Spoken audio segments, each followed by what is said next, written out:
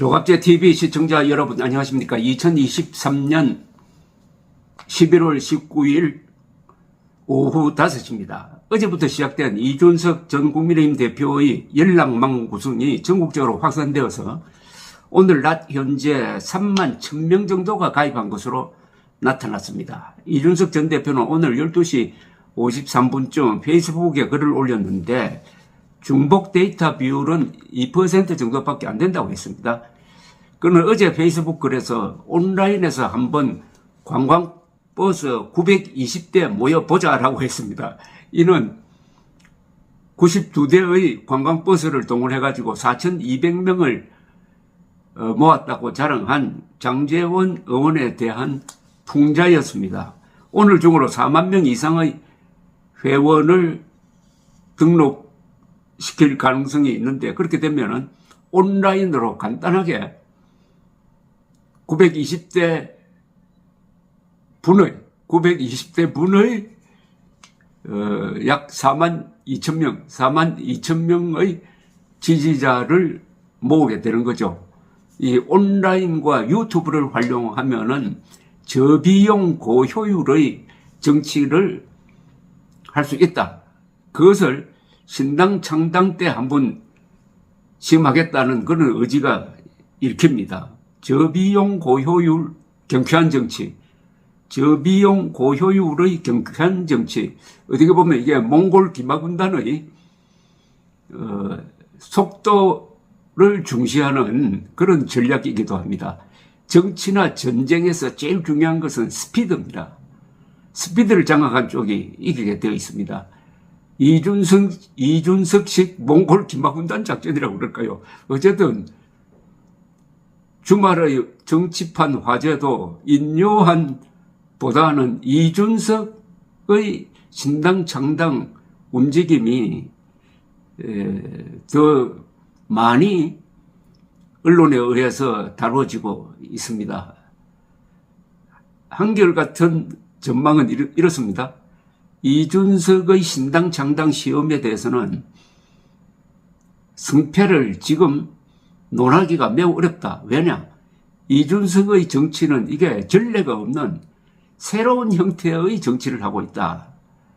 저비용 고효율 그리고 스피드를 중시하는 SNS와 유튜브를 결합시킨 이런 정치를 하고 있는데, 이번 회원 모집은 일단 성공적으로 보입니다.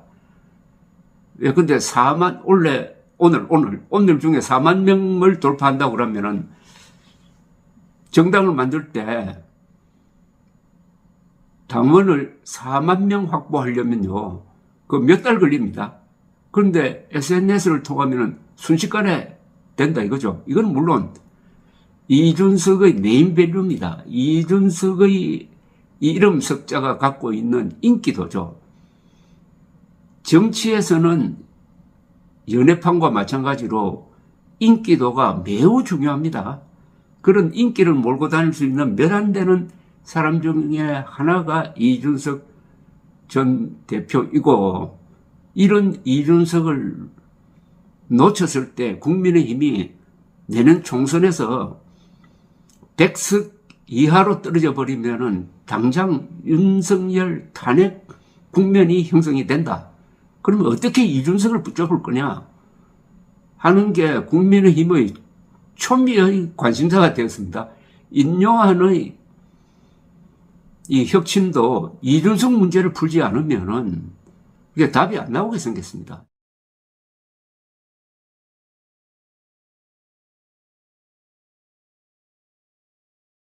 자, 이런 문제를 제가 가끔 조갑제TV에서 다루고 있습니다. 조갑제TV에는 제가 하루에 많이 올릴 때는 한 동영상 10개를 올릴 때도 있습니다. 거기는 역사 이야기도 있고 인물 이야기도 있고 이스라엘 전투 이야기도 있고 황영웅 이야기도 있고 뭐 제가 찍은 경치 영상도 올라가고 다양합니다.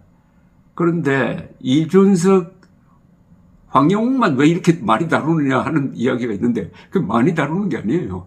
one of them입니다. 다만 관심이 많으니까 그렇게 생각하는 사람들이 많은데, 또 황영훈과 이준석을 왜 변호하느냐고 저를 또 공격하는 사람들도 있습니다.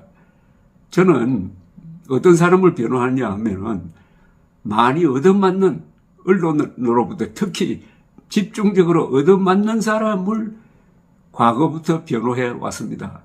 이준석, 황영훈, 그전에는 박정희, 전두환, 이승만 이런 분들이 얻어맞을 때 제가 욕을 먹어가면서 그분들을 변호했고 결국은 그분들의 평가가 좋아졌습니다. 이준석, 황영훈도 마찬가지가 되지 않을까요? 황영훈은 제가 변호한 것이 뭐 일조를 했는지 모르겠지만은 황영훈 팬들, 어머니들의 눈물이 황영훈을 지켜내고 살려내고 해서 지금 12월 16일, 17일로 예정된 저 고향 킨텍스 홀에서의 이 티켓팅 예매는 순식간에 다 전석 매진이 되고 말았습니다. 그런데 조갑제TV 동영상에 이 이준석을 소재로 해가지고 공방전이 지금도 치열하게 벌어지고 있습니다. 읽어보면은 막상막합니다. 이준석을 편드는 사람과 이준석을 공격하는 사람들의 이 대결이 토론장에서 불꽃 튀는 논전으로 전개되고 있는데 몇 가지를 소개를 해드리겠습니다. 자연히 저와 같은 뜻을 가진 사람이 많고 또 그분들이 쓰는 글이 비교적 논리적입니다. 보통 어떤 사람을 공격할 때는 간단합니다. 뭐 욕을 한다든지 공격 포인트가 분명하니까요. 그러나 그 사람을 변호하려는 입장에서는 글이 길어집니다. 반대로 변호하는 글은 논리적이 됩니다. 그걸 참고로 하시면서 제가 몇 가지 대표적으로 한번 읽어드리겠습니다. 학생 때부터 기자님 글을 좋아하고 간직하며 자랐습니다. 제가 얼마나 훌륭한 분의 글을 읽으며 살았는지 다시금 깨닫게 해주셔서 감사드립니다. 저는 국힘 책임 당원이지만은 2021년 5월부터 이준석의 지지자입니다.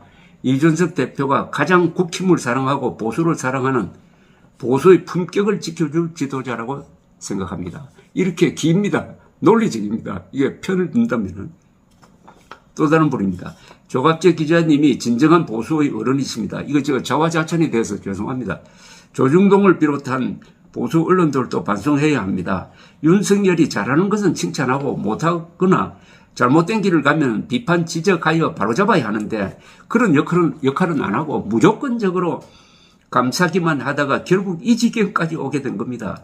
이준석 대표가 그걸 바로잡으려고 지적하면 내부 총결한다고 보수 언론들이 앞장서서 공격하고 저도 TK 출신 60세 이제껏 보수만 지지했지만은 이번만큼은 표로 심판하려고 선거일만 기다리고 있습니다. 윤석열과 국힘과 보수 언론들은 반성해야 합니다. 야, 이 글은 정말 훌륭한 논설감입니다. 즉 윤석열 대통령 팬클럽 역할을 하다가 보수가 망하게 생겼다는 겁니다. 시시비비를 가려야 되는데. 다른 분의 또 글을 소개해 드리겠습니다. 이번 국힘 선거는 이미 대패가 예상된 상태에서 보수의 구명정이라도 이준석이 띄워서 다행이다. 이거 일리 있는 이야기입니다. 이준석이 딱 등장하면서 정치판이 지금 보수 중심으로 흘러가고 있습니다. 그만큼 국민들의 관심이 이쪽으로 쏠리고 있다는 뜻입니다. 일단 정치는 관심이 많아야 뭐가 되어도 되어집니다. 다른 분입니다. 저는 이준석이 함익병과 같이 토크쇼에 나와서 이승만이 6.25 때 한강철교 끊고 도망갔다고 비난하는 것 보고는 이 사람이 참 공부가 안 되어 있는 얼치기고 자기 부정하는 겉멋만 화려한 젊은이구나 생각했습니다. 그래서 제가 김일성이 평양에서 도망간 것은 어떻게 생각하냐니까 바로 입 다물던데요. 그러니 이런 것도 결국 내부 총결입니다. 하여튼 아직 나이가 있으니 철학과 공동체를 위한 헌신을 좀 더 모색하기 바랍니다. 대기자님의 말씀 공감까지만 지금의 수준으로는 안 됩니다. 거기엔 또 이런 반론이 붙었습니다. 이준석은 이승만을 평가할 때 그 시점에서 전무후무한 외교 능력으로 대한민국 역사의 획을 그었다는 공도 같이 이야기합니다. 공과를 모두 보아야 역사와의 대화이겠지요. 해당 토크 영상은 댓글창은 보지도 않고 서로 대화하는 컨텐츠인데 본인 댓글에 답하지 않았다고 하시는 거 보니 참 이렇습니다. K란 분입니다. 이준석이 성공하지 못하면 이 나라 정치는 오랫동안 발전하지 못하고 구태, 낡은 패거리 정치로 남을 겁니다.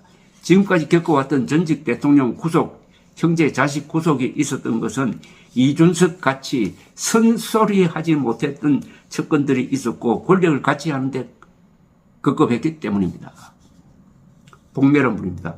조갑재 선생님 동의합니다. 70대를 넘었지만 이준석의 예리한 판단력에 반해버렸습니다. 누가 윤 대통령과 이재명에게 따지며 말하는 사람 이준석이 말고 어느 누가 있나요?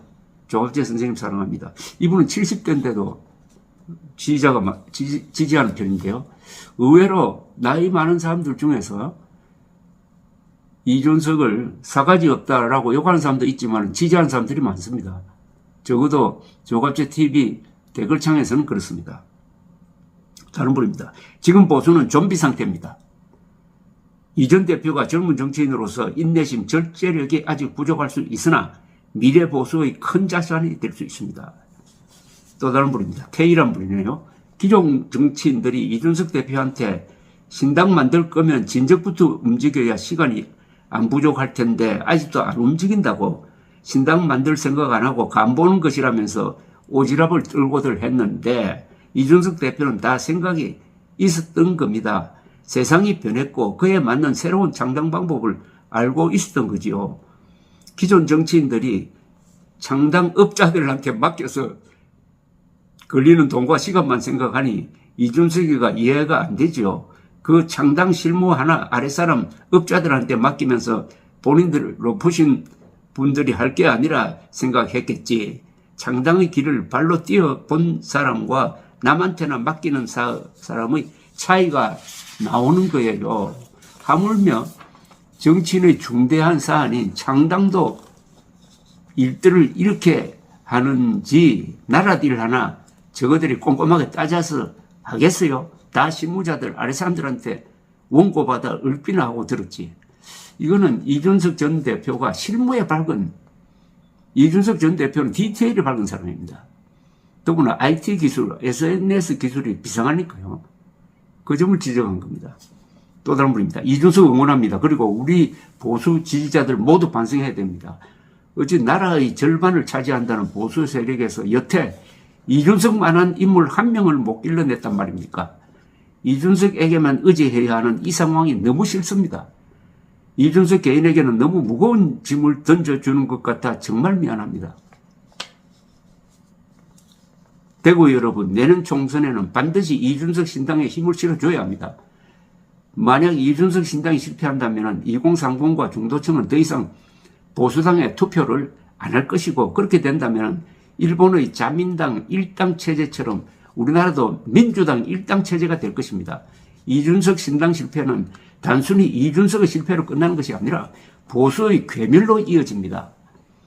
국힘이 민주당보다 더 싫은데 민주당에는 갈 수 없어서 부득이하게 국힘에 오게 됐다는 뻐꾸기에게 속아서 보수를 괴멸시키지 맙시다.